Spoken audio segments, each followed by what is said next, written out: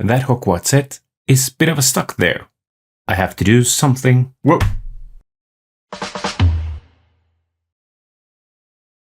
Well, actually, the model is not stuck there. I can get it out. In order to do that, I first have to remove the astronomy tower. And then, after that, a couple of towers on the right-hand side. This will give me enough free space to tilt the model.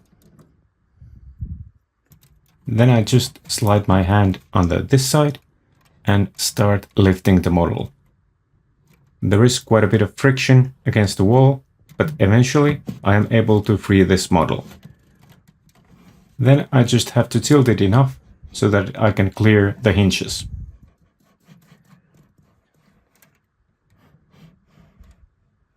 In order to avoid all that, I started to wonder if I could modify this set so that it splits in two sections. The first thing to decide was the actual splitting point. The first idea that came into my mind was that where there is most water, there is the least amount of castle. But I quickly realized that the seam would be pretty obvious in the water because I couldn't continue this alternating tile pattern. I also didn't want to split any of these rooms that are hidden under the model. That meant that the split had to be on the left-hand side of this model, somewhere around the area of that boathouse. I have actually modified this set so that it fits inside the Ikea Kallax shelf, and currently I have pretty nice row of 6 white plates on this edge. This could be a perfect splitting point.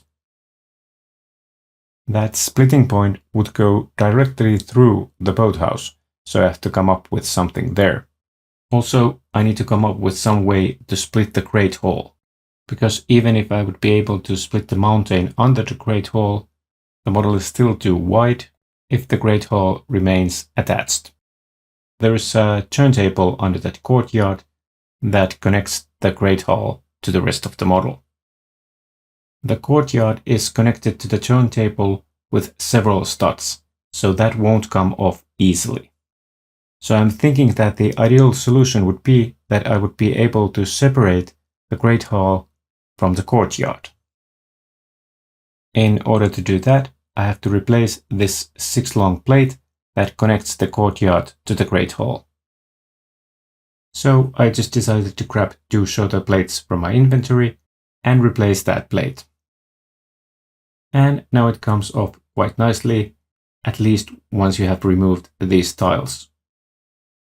Now the Great Hall is connected to the courtyard with only 2 studs.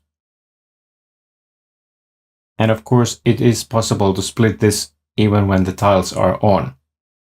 But this doesn't always work this nicely. But anyways, that solved first of my problems.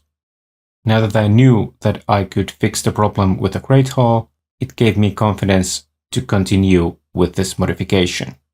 The next problem was the boathouse. Because of the bottom plate sizes, the split line would go directly through the boathouse. So I had to make sure that the boathouse would remain complete on either side of that split line.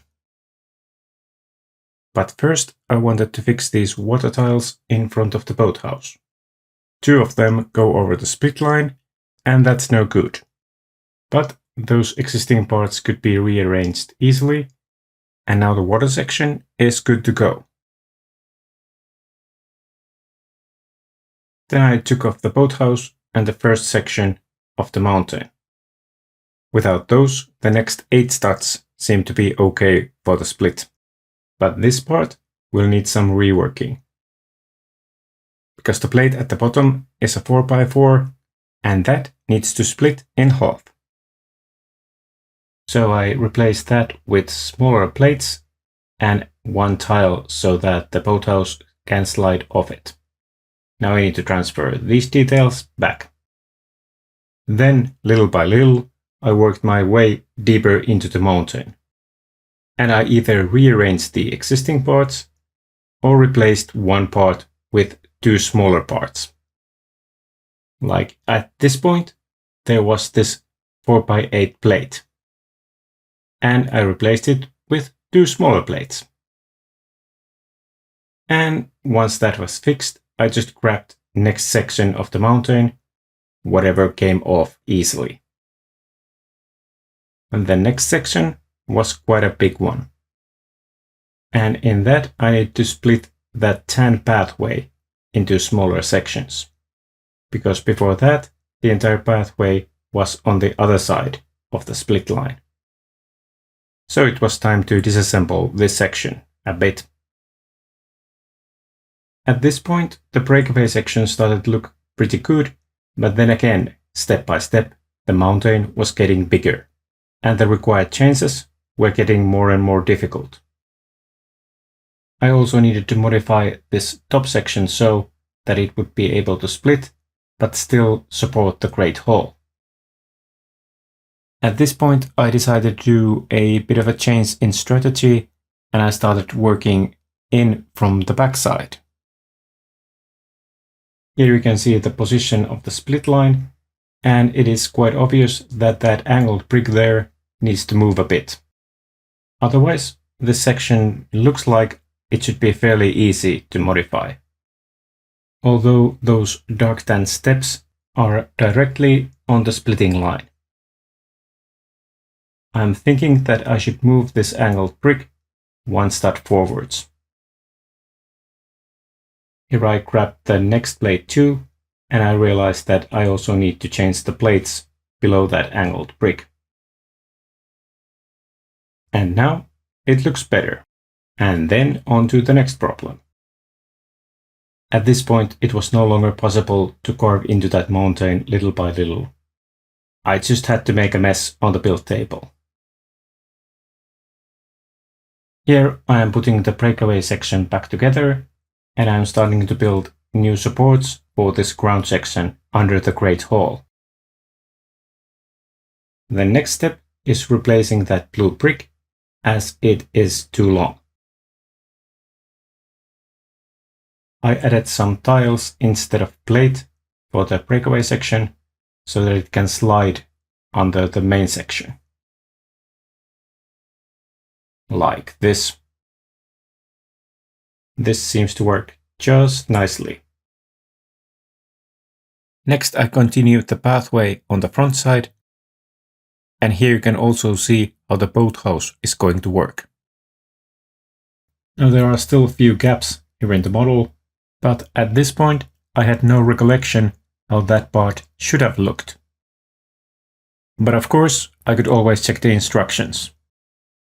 And now I knew which parts I needed to complete this section.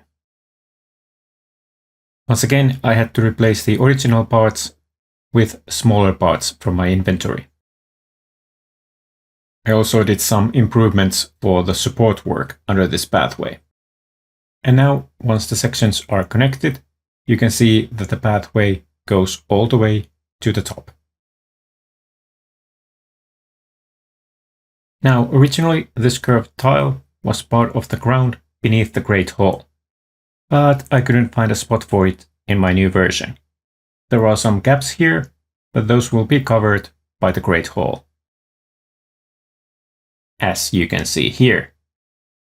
And actually, the cutaway section can slide out even if the Great Hall is attached.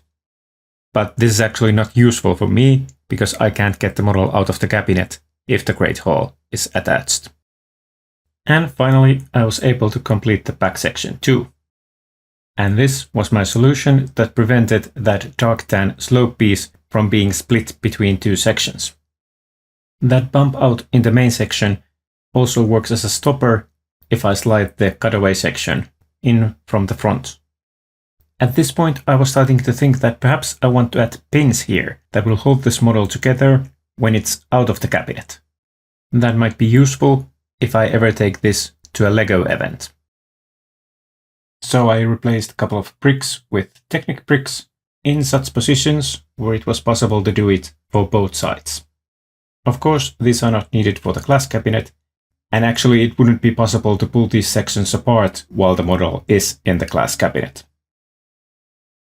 I also decided to use this empty space and build a storage option for the pins. That way I won't lose them. And that was the final step of this build. And now it is time to see how this new version actually operates. So you start by removing 2 tiles on top of the Great Hall courtyard.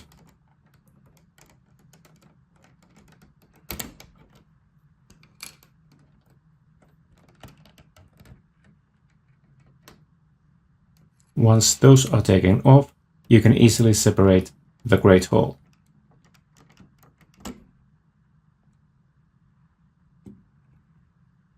Then you need to remove this one slope piece that holds the 2 parts together.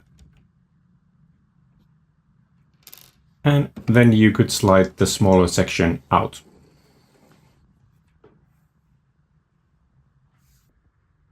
And getting it into the cabinet is the same in reverse. First, slide the bigger section in past the hinges. Next, you slide in the smaller section.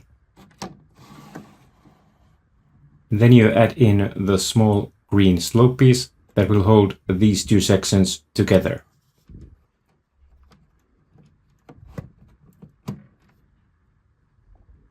Next, you add in the Great Hall.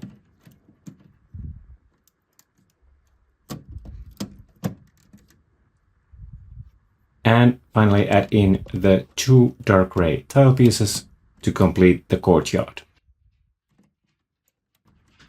Of course, all this will be easier when you are not filming it at the same time.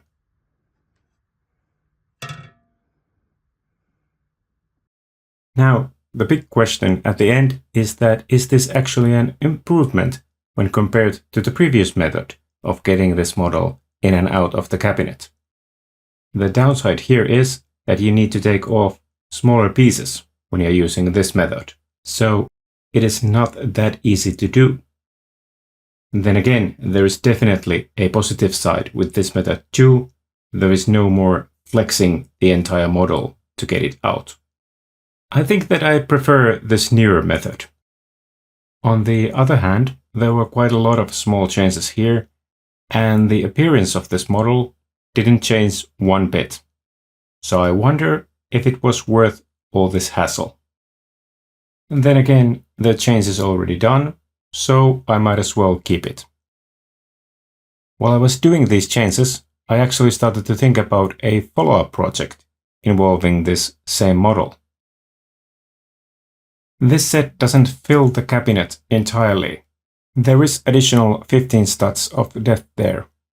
I could use the extra space efficiently and build some sort of an extension there.